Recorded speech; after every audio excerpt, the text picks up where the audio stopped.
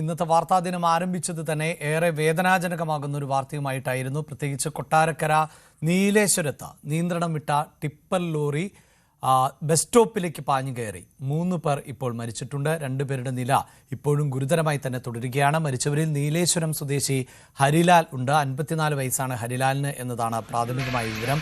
അതോടൊപ്പം തന്നെ അജയ് കുമാർ 45 വയസ്സാണ് ഉള്ളത്. പാർത്ഥിബ് എന്ന വിദ്യാർത്ഥിയും മരിച്ചു. 15 വയസ്സാണ്. 10ാം ക്ലാസ് വിദ്യാർത്ഥിയാണ് പാർത്ഥിബ്. മണ്ണ് കയറ്റി വന്ന ലോറിയാണ് ഈ വലിയ അപകടം ഉണ്ടാക്കിയത്. ലോറി പൂർണ്ണമായും തകർന്ന നിലയിൽ ആണ് ഉള്ളത്. ലോറിയിൽ ഉണ്ടായിരുന്ന മണ്ണ് ഈ ബസ് കാത്തു നിന്ന ആളുകളുടെ മുകളിലേക്ക് വീണതാണ് ഈ അപകടത്തിൻ്റെ വ്യാപ്തി വർദ്ധിപ്പിച്ചത് എന്നതാണ് വിവരം. അതോടൊപ്പം തന്നെ 3 കുട്ടികൾക്ക് ഗുരുതരമായി തന്നെ പരിക്കേറ്റിട്ടുണ്ട് എന്നതാണ്. ഇപ്പോൾ ഏതാണ്ട് രക്ഷാപ്രവർത്തനം പൂർണ്ണസ്ഥിതിയിലേക്ക് എത്തിയിട്ടുണ്ട്. മതിലിനോട് ചേർന്ന് ബസ് കാത്തിരിപ്പ് കേന്ദ്രത്തിലേക്കാണ് ഈ ടിപ്പർ ഇടിച്ചു കയറുകയും മറയുകയും ചെയ്തത് എന്നതുകൊണ്ടാണ് അവിടെ ആ സമയത്ത് ഏതാണ്ട് 8 പേർ ആണ് ബസ് സ്റ്റോപ്പിൽ ഉണ്ടായിരുന്നത് എന്നതാണ് അറിയാൻ സാധിക്കുന്നത്. ഈ മരണപ്പെട്ടവരിൽ സ്കൂൾ കുട്ടികളെ ബസ് സ്റ്റോപ്പിലേക്ക് എത്തിച്ച ആളുകളും ഉൾപ്പെടെ ഉണ്ട് എന്നതാണ് നമുക്ക് പ്രാഥമികമായി ലഭിക്കുന്ന വിവരം. വാർത്തയുടെ വിശദാംശങ്ങളുമായി വിനീഷ് ആണ് ആദ്യം ചേരുന്നത്. അതോടൊപ്പം തന്നെ TG സജിത്തും ഞങ്ങളുടെ മറ്റു പ്രതിനിധികളും ഉണ്ട്.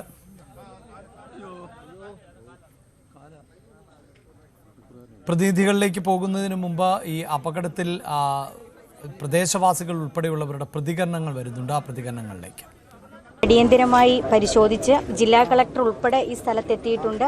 ഏത് ഉദ്യോഗസ്ഥരാണോ അതിന് ഫിറ്റ്നസ് കൊടുത്തത് അവരുമായി ബന്ധപ്പെട്ട അന്വേഷണങ്ങൾ പൂർത്തീകരിക്കണം.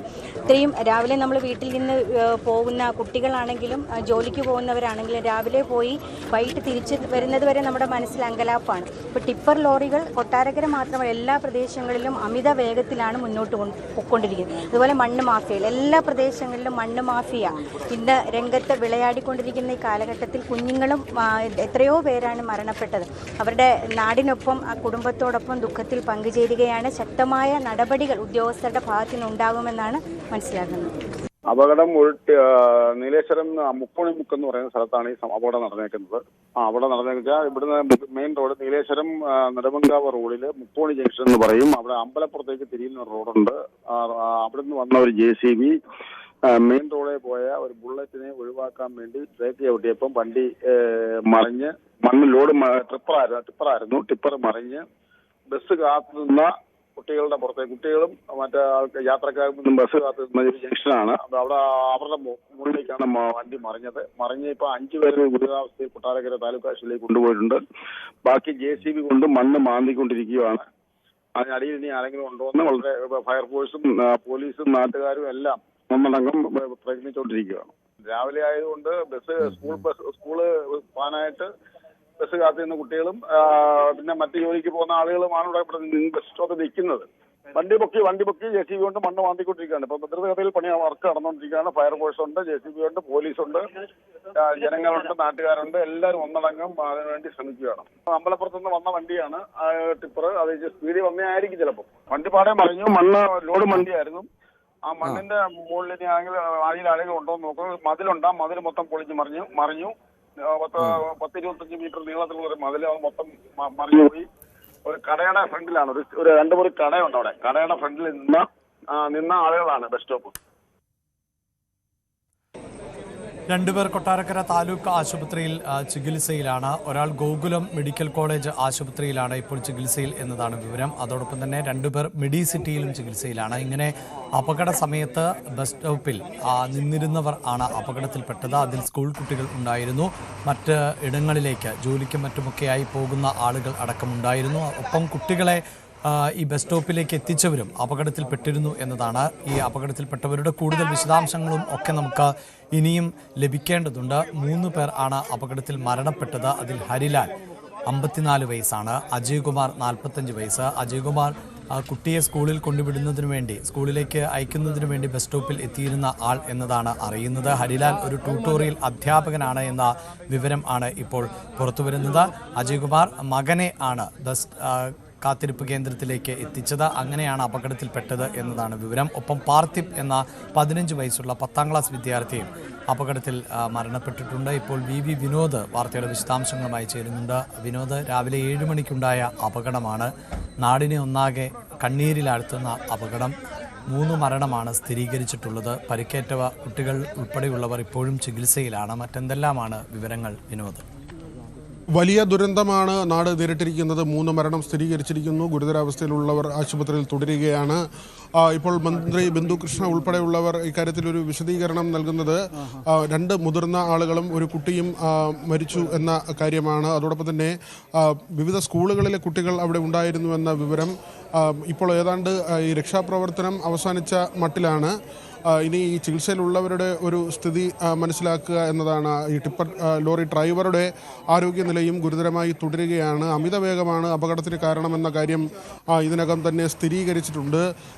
ടിപ്പറിൻ്റെ സമയക്രമം സംബന്ധിച്ചുള്ള ചില വാദങ്ങൾ ഉയർന്നു വന്നിരുന്നു.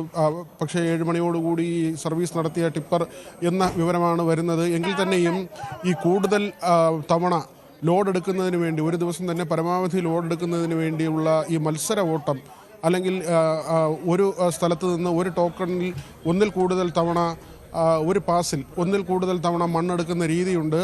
അതായത് ഒരു പാസ് ഒരു ലോഡ് മണ്ണെടുക്കാനാണ് ഉപയോഗിക്കുന്നതെങ്കിൽ ഈ സമയത്തിനുള്ളിൽ, അതിൽ പറഞ്ഞിരിക്കുന്നത് ഒരുപക്ഷെ 2 മണിക്കൂർ സമയമായിരിക്കും അവർക്ക് നൽകിയിട്ടുള്ള ഒരു ലോഡ് കൊണ്ടുപോകുന്നതിന്. പക്ഷേ ഈ സമയത്തിനുള്ളിൽ തന്നെ ഒന്നിൽ കൂടുതൽ ലോഡുകൾ കൊണ്ടുപോയാൽ ഈ ലോറി ഡ്രൈവർമാർക്ക് അല്ലെങ്കിൽ അങ്ങനെയുള്ള അതിൻ്റെ ഉടമയ്ക്കൊക്കെ ലാഭമാണ്.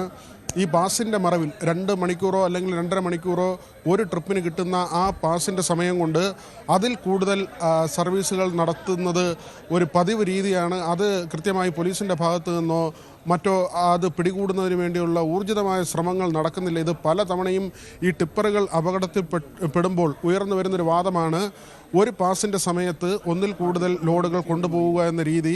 ആ രീതി ആയിരുന്നോ ഈ ടിപ്പറും ഇന്നിപ്പോൾ സ്വീകരിച്ചതെന്ന ഒരു സംശയം ഉയരുന്നുണ്ട്. കാരണം ഈ അമിത വേഗം എപ്പോഴും ഇങ്ങനെ കൂടുതൽ ട്രിപ്പുകൾ ഒരു സമയത്തിനുള്ളിൽ, നിശ്ചിത സമയത്തിനുള്ളിൽ കൂടുതൽ ട്രിപ്പുകൾ എടുക്കുന്നതിന് വേണ്ടിയാണ്.